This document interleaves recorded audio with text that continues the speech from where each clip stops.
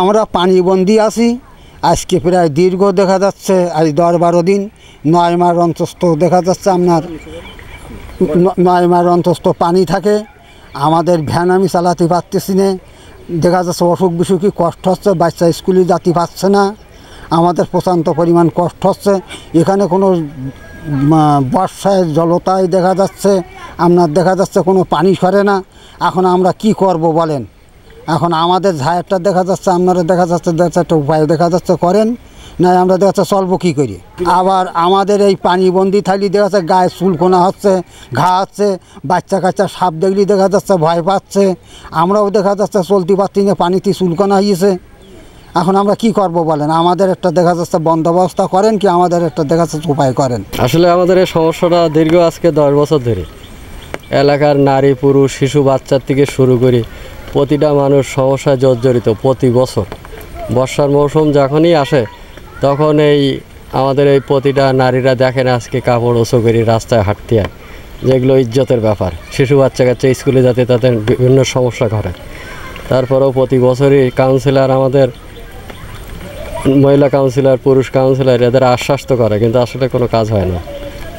অবৈধভাবে এর মূল কারণ হলো অবৈধভাবে ঘের করা।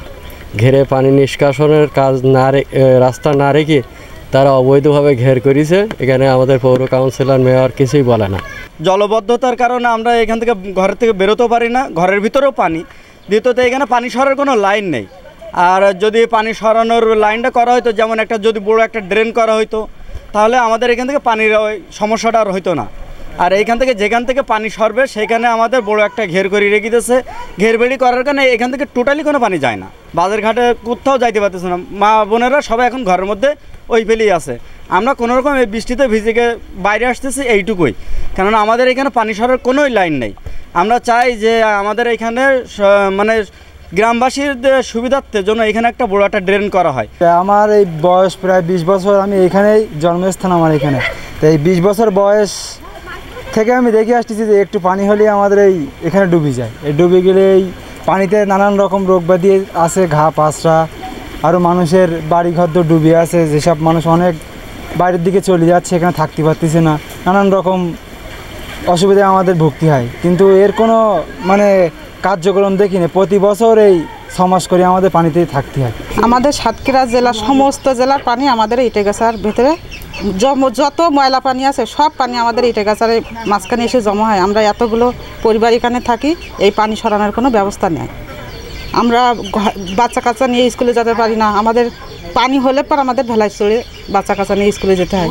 সাপ পকড়া আছে অনেক। এই যে রাসেল ভাইপার আসলো কিছুদিন আগে, একটা আতঙ্কের বিষয়। আমরা কত ভয়ে থাকি, এই পানি নিয়ে আমাদের বাচ্চা নিয়ে থাকতে হয়।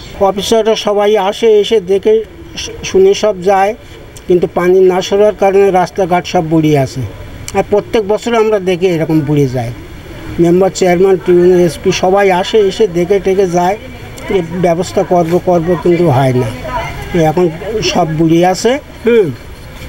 এখন আমরা এই রাস্তাঘাটে বুড়িয়ে হাঁটতেছি।